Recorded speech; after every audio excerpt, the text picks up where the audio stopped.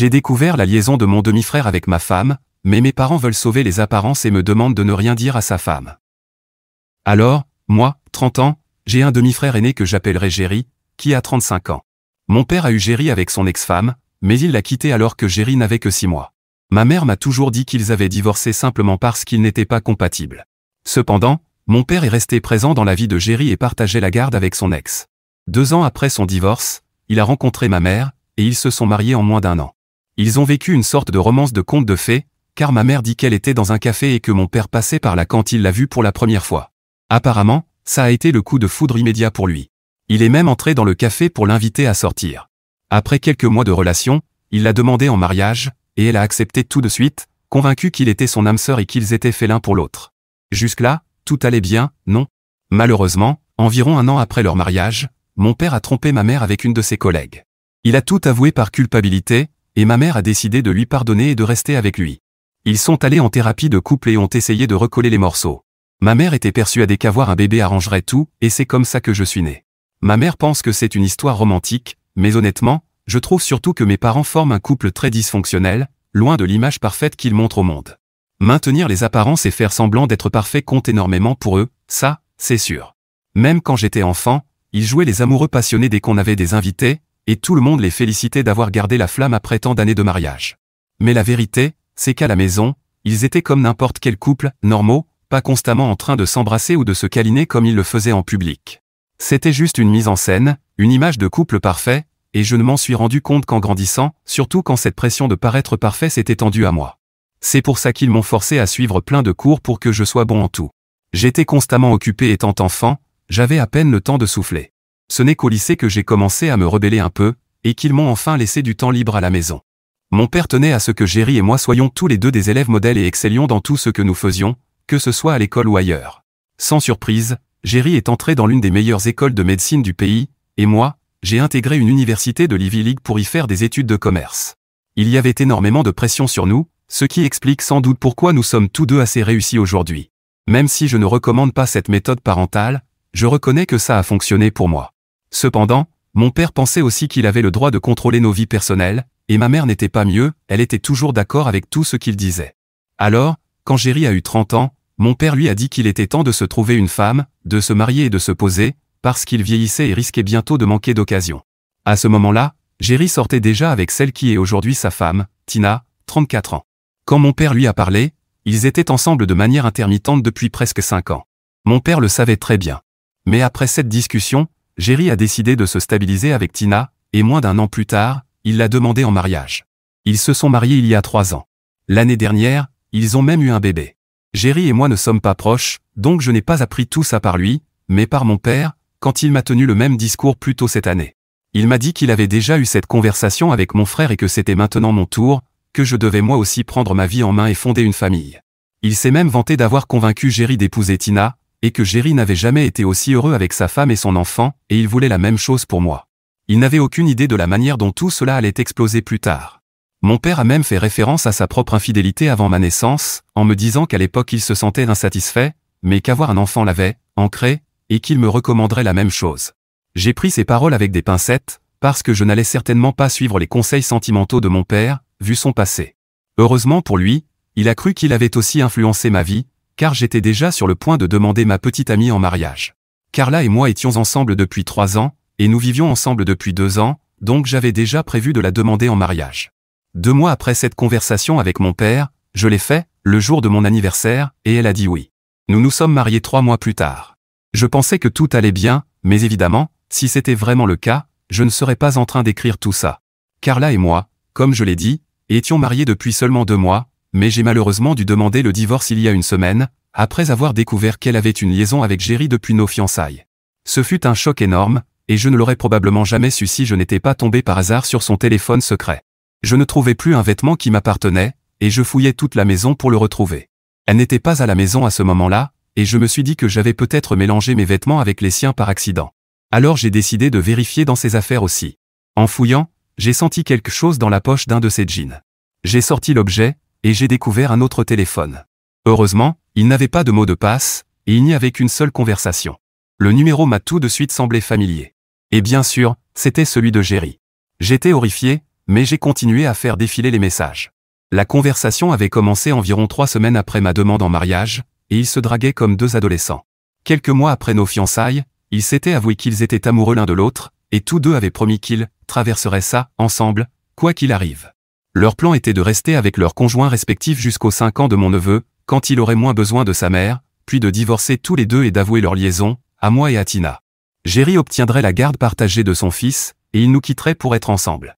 J'étais horrifié en lisant tout ça, encore plus en réalisant qu'ils comptaient continuer cette mascarade pendant 5 ans. J'étais furieux, et j'ai immédiatement commencé à faire mes valises pour quitter la maison. Je savais que Carla ne rentrerait pas avant tard dans la journée, puisqu'elle devait voir une amie, alors j'ai profité du temps pour emballer tout ce que je pouvais. J'ai pris autant de captures d'écran que possible des messages sur son téléphone, puis j'ai conduit jusqu'à un hôtel un peu à l'extérieur de la ville. Je n'ai laissé aucun message pour elle, rien du tout.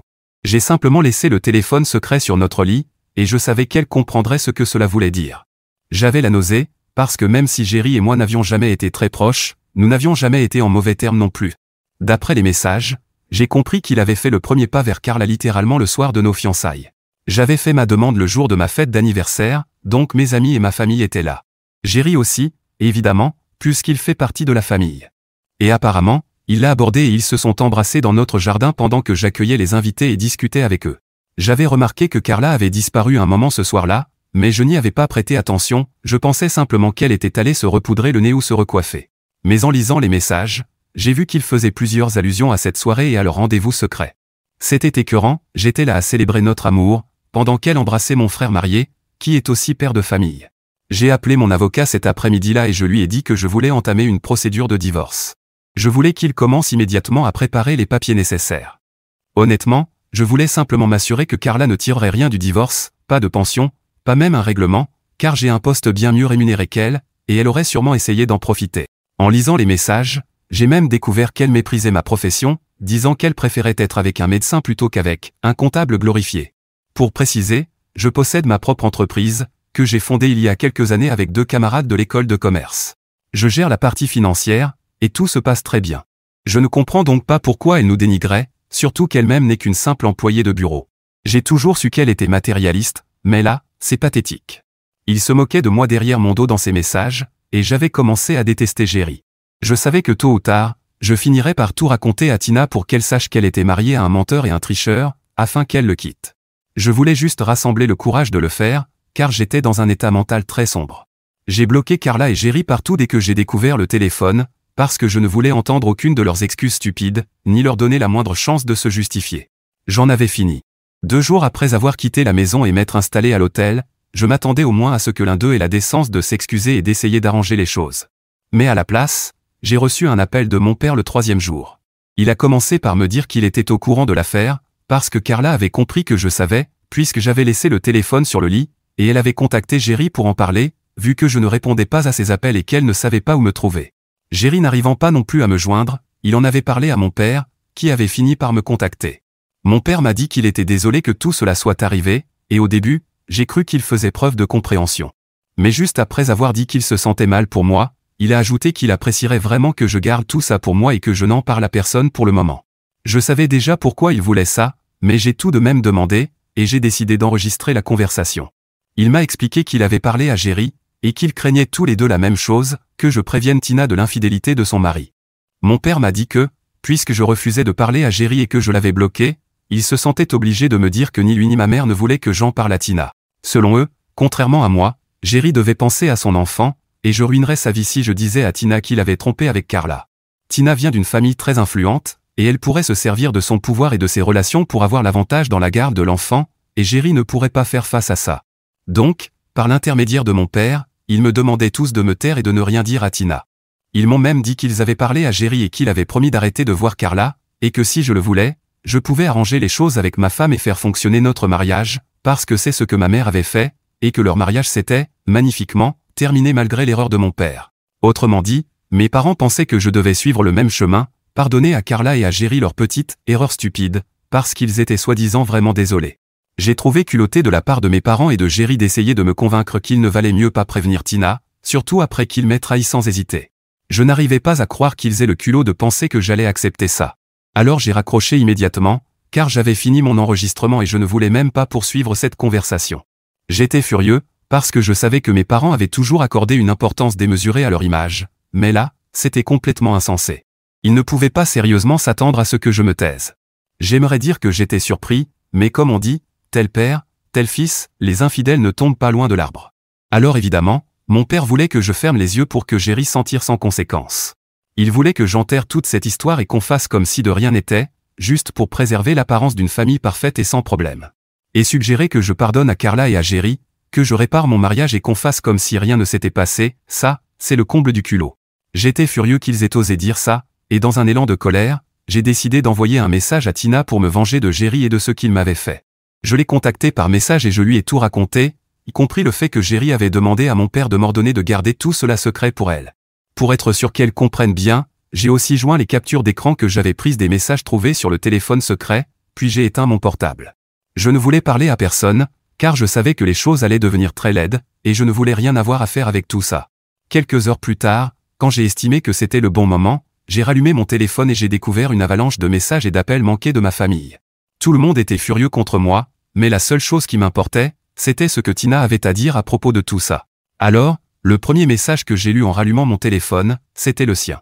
Elle n'avait pas écrit grand-chose, simplement qu'elle me remerciait d'avoir choisi de l'aider et de lui dire la vérité, et qu'à présent elle savait quoi faire. Ça sonnait un peu inquiétant, mais j'ai vite compris ce qu'elle voulait dire en lisant les autres messages. Tout le monde, et quand je dis tout le monde, je parle de ma mère, de mon père et de quelques autres membres de la famille, se plaignaient que Tina et Jerry avaient eu une énorme dispute après mon message, et que Tina était partie vivre chez ses parents avec son enfant. Il est aussi vite devenu évident que le divorce était une forte possibilité, et que Tina allait sans doute demander la garde exclusive, ce qui n'était pas bon pour Jerry, car elle ferait tout pour réduire au maximum son temps de garde, même s'il obtenait la garde partagée. Et je ne sais pas pourquoi, mais ma famille me tient pour responsable. S'ils ne voulaient pas que tout cela arrive, ils auraient dû apprendre à Jerry à ne pas tromper sa femme, mais ils ne l'ont pas fait, donc c'est leur problème. J'ai reçu énormément de messages de colère ce jour-là, et j'en reçois encore depuis que j'ai envoyé ce message à Tina et qu'elle est partie.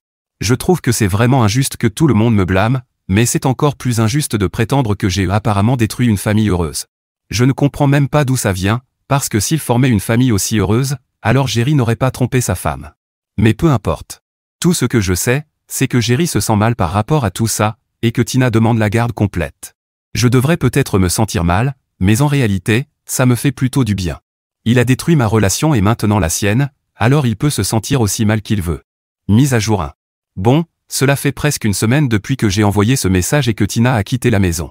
Les choses sont relativement plus calmes maintenant, dans le sens où plus personne ne m'envoie constamment des messages pour me rappeler que tout est de ma faute. Principalement parce que j'ai bloqué tout le monde. Je n'ai vraiment pas besoin de cette négativité dans ma vie. La seule personne que je n'ai pas bloquée, c'est Carla, donc elle peut encore me contacter. La procédure de divorce est sur le point de commencer, mais elle profite de ce délai pour essayer de me parler, en m'expliquant qu'elle n'était pas lucide et qu'elle regrette d'avoir trompé. Je ne sais pas ce qu'elle espère accomplir avec ça, mais ça ne marche pas du tout. Je ne ressens aucune compassion pour elle, et je ne me sens pas désolé pour ce qu'elle traverse. Je trouve même que le fait qu'elle ait trompé est une bénédiction, parce que ça m'a évité de perdre mon temps avec elle. Je n'imagine même pas être marié avec elle depuis 1 an ou plus et découvrir qu'elle me trompait depuis tout ce temps, ou pire encore, que leur plan réussisse et que je sois avec elle pendant 5 ans avant de l'apprendre. J'essaie de voir le bon côté des choses et d'accepter qu'elle n'était pas faite pour moi, parce que quelqu'un capable d'accepter ma demande en mariage puis d'aller embrasser mon demi-frère, cette personne ne pourra jamais être mon âme sœur. Je me suis trompé sur elle, et je suis heureux de m'être trompé. Je vis toujours à l'hôtel, et personne n'a encore réussi à me retrouver, ce dont je suis vraiment reconnaissant, parce que je ne sais pas ce que je ferais s'il y parvenait. Je sais que ce n'est qu'une question de temps avant qu'ils découvrent où je suis, puisqu'il n'y a pas beaucoup d'hôtels dans cette zone et qu'ils savent déjà que je ne suis dans aucun de ceux de la ville. Je travaille depuis ici, et c'est un peu solitaire et étrange, mais je n'y peux pas grand-chose. La seule chose que j'espère, c'est que le divorce aille dans mon sens. Elle a déjà reçu les papiers, mais elle n'a pas encore répondu, et je suppose qu'elle s'accroche encore à un peu d'espoir. Mais elle finira sûrement par changer d'avis, vu ses supplications constantes. C'est optimiste de sa part, mais ça n'arrivera pas. Mise à jour 2. Salut tout le monde, cela fait 3 jours depuis la dernière mise à jour, et comme prévu, mon père et Jerry ont réussi à me retrouver. Ils ont cherché dans tous les hôtels de la ville et, ne m'y trouvant pas, ont commencé à chercher à l'extérieur. C'est là qu'ils ont repéré ma voiture sur le parking de cet hôtel. J'avais déjà prévenu la réception que si quelqu'un venait me chercher, il ne devait pas révéler que j'étais ici. Donc, quand mon père et Jerry les ont confrontés, le personnel a affirmé qu'il n'y avait personne à mon nom dans l'hôtel. Mais mon père et Jerry avaient déjà vu la voiture sur le parking, Alors ils savaient que le personnel mentait et ont commencé à faire un scandale dans le hall. Ils se sont mis à crier, à insulter les réceptionnistes et ont fini par les forcer à m'appeler pour que je vienne régler la situation. Quand je suis descendu, la sécurité les a escortés dehors, et je suis allé leur parler. Je n'avais aucune idée de ce qu'ils voulaient, puisque les papiers de divorce étaient prêts et que Tina connaissait la vérité. Mon père et Jerry m'ont dit qu'ils avaient trouvé une solution, une façon pour moi de réparer ce que j'avais fait. J'ai dû me retenir de rire. Ils m'ont expliqué qu'ils allaient m'appeler à témoigner contre Tina au tribunal, et que je n'aurais qu'à dire quelques phrases pour la faire passer pour une épouse et une mère instable, afin que Jerry obtienne la garde exclusive. Ils m'ont dit que les choses ne se passaient pas bien pour lui, car en plus de l'adultère, Tina avait beaucoup d'autres plaintes qui le faisaient passer pour un mauvais père. Comme le fait qu'il n'était presque jamais à la maison, mais maintenant, elle savait qu'il était avec Carla. Et puis d'autres choses aussi, elle affirmait qu'il disait aimer son fils, mais qu'il ne faisait jamais rien pour lui. Toutes les tâches liées au bébé, changer les couches, le nourrir, revenaient à Tina, et même si elle lui demandait souvent de l'aider, il refusait toujours sous prétexte qu'il était trop fatigué. De plus, il ne participait à aucune tâche ménagère. Et si, avant la naissance du bébé, elle acceptait encore de tout faire seule, ce n'était plus possible maintenant, alors elle voulait quitter le mariage une bonne fois pour toutes. Et honnêtement, je ne comprends pas pourquoi ils ont cru que cette conversation me convaincrait. Cela n'a fait que confirmer que j'avais bien fait, et que Tina serait bien mieux sans lui. En plus, c'est le comble de l'arrogance d'attendre mon aide après tout ce qu'ils m'ont fait, surtout pour quelque chose d'aussi immoral. Ils voulaient que je mente à propos de Tina pour qu'ils puissent obtenir la garde exclusive. Franchement, c'était ridicule de penser que j'allais accepter de faire ça. Je leur ai dit que je ne voulais pas le faire et qu'ils ne représentaient rien pour moi, donc je n'avais rien à réparer. Puis je suis parti sans même attendre de réponse, parce que je savais qu'ils ne pourraient pas me faire changer d'avis. J'ai aussi demandé à la sécurité de les expulser, parce que je ne voulais pas les voir rôder autour de l'hôtel. J'ai précisé qu'ils pouvaient être dangereux, et c'était suffisant. Ils ont été expulsés de l'établissement, mais j'ai quand même dû présenter mes excuses au personnel pour leur comportement. La seule raison pour laquelle le personnel n'a pas appelé la police, c'est qu'ils ne voulaient pas de mauvaise publicité associée à l'hôtel. Sinon, ils auraient certainement appelé la police et fait arrêter mon père et Jerry. Mise à jour 3. Cela fait 2 jours depuis que mon père et Jerry sont venus à mon hôtel. Je n'ai plus eu de nouvelles d'eux depuis, mais Carla, en revanche, m'envoie beaucoup plus de messages maintenant. Nous avons fixé la date de la première rencontre avec le médiateur désigné par le tribunal, qui aura lieu dans une semaine. Elle ne conteste même pas le divorce, alors je ne comprends pas pourquoi elle continue de m'écrire. Je n'ai même pas ouvert notre conversation, parce que je n'ai pas l'énergie de supporter davantage de drames. Je sais déjà ce que ce sera, je suis désolé, je n'aurais jamais dû te faire ça. Si vous voulez mon avis, tout cela est une mascarade, parce que si elle était vraiment désolée, elle aurait au moins fait un effort pour me contacter d'une autre façon. Elle m'aurait au moins appelé, car elle sait que je ne suis pas du genre à envoyer des messages. Ou mieux encore, elle n'aurait pas trompé si elle savait que je ne méritais pas ça. Il y a encore quelques jours, elle se limitait à 2 messages par jour, mais en ce moment, elle m'écrit presque toutes les heures. Je n'ai simplement pas trouvé la force mentale ou émotionnelle d'ouvrir la conversation pour voir ce qu'elle veut, mais je pense que je le ferai bientôt, au cas où ce serait important. Mise à jour 4. Bon, cette mise à jour arrive seulement 2 heures après la précédente, je sais que c'est rapide, mais j'ai vérifié les messages que Carla m'avait envoyés, et j'ai découvert qu'elle avait apparemment rompu avec Jerry. Ils se sont disputés récemment, et elle a découvert que, pour lui, ce n'était que physique, et que toutes les promesses qu'il lui avait faites n'étaient que des paroles en l'air. Évidemment, elle est très déçue, parce que contrairement à lui, elle était sérieuse et avait vraiment commencé à tomber amoureuse. Elle m'a écrit qu'elle était désolée pour tout ce qu'elle m'avait fait subir, et que, pour se racheter, elle n'allait pas contester le divorce ni réclamer quoi que ce soit dans le partage des biens ou une pension, parce qu'elle savait qu'elle ne le méritait pas. Donc, au moins, un problème de régler. Je n'aurais pas à passer par une procédure longue et compliquée pour me défendre. Je n'ai pas répondu, parce que je ne savais pas quoi dire. C'est triste, mais elle l'a cherché. Je me demande bien ce qu'elle pensait en s'impliquant avec un homme marié et père de famille, surtout quand elle-même allait se marier. C'était franchement stupide de sa part, mais au final, tout s'est arrangé pour moi, donc je ne me plains pas honnêtement, je suis content d'avoir vérifié ces messages, parce que ça veut dire que le divorce va me demander beaucoup moins de travail que prévu. J'ai transmis tous ces messages à mon avocat et j'en ai aussi fait des captures d'écran, au cas où j'en aurais besoin plus tard. Mise à jour 5. Salut, cela fait quelques mois depuis mon dernier message, mais j'ai été très occupé. Le divorce et tout le reste ont pris beaucoup moins de temps une fois la période d'attente terminée, et dans notre état, il n'y a qu'un délai de 90 jours. Une fois ce délai passé, la procédure a été relativement simple, et Carla n'a gardé que les choses qu'elle avait elle-même achetées, tandis que j'ai récupéré tout le reste. J'ai obtenu la maison, donc j'y suis retourné. Elle a gardé sa voiture, et comme nous n'avions pas été mariés longtemps, nos finances étaient déjà séparées, donc il n'y avait rien à régler de ce côté-là. Jerry et Tina, eux, sont en plein divorce, et d'après ce que j'ai entendu, la bataille pour la garde devient vraiment féroce. C'est triste pour mon neveu, mais Tina m'a dit que je pouvais le voir, et c'est une grande victoire pour moi, parce que je l'aime beaucoup. J'espère en avoir un moi-même un jour, et j'en aurai sûrement, mais certainement pas avec Carla. Bref, j'essaie de remettre ma vie sur les rails, et jusqu'ici, ça se passe bien. J'espère que ça continuera ainsi. Mise à jour 6. J'ai de bonnes nouvelles, pour Tina et moi, pas pour mon frère. Il s'avère que Carla m'avait menti, parce qu'après ses messages et une fois le divorce finalisé, elle a essayé de me convaincre de lui redonner une chance. Probablement parce que son plan A était tombé à l'eau, donc elle revenait vers moi en plan B. Mais le mensonge, c'était que tout était fini avec Jerry, ce qui, comme vous pouvez l'imaginer, n'était pas vrai. Ils continuaient à se voir, même sur le lieu de travail de Jerry. Je ne sais pas s'ils avaient des rapports là-bas ou quoi, mais Tina les a surpris un jour alors qu'elle amenait leur fils à Jerry, car même si elle veut la garde exclusive, le divorce n'est pas encore finalisé.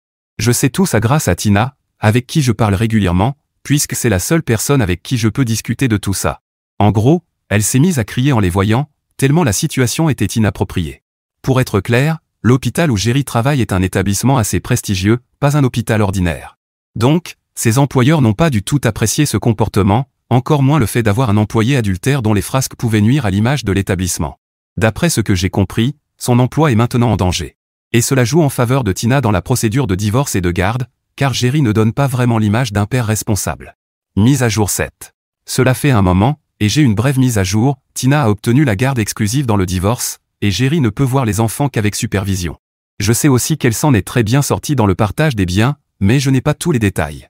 Certains m'ont demandé si Jerry avait perdu son emploi, en partie oui, mais il n'a pas été licencié, du moins pas à ma connaissance. Il a conclu une sorte d'arrangement pour que toute l'affaire soit vite étouffée.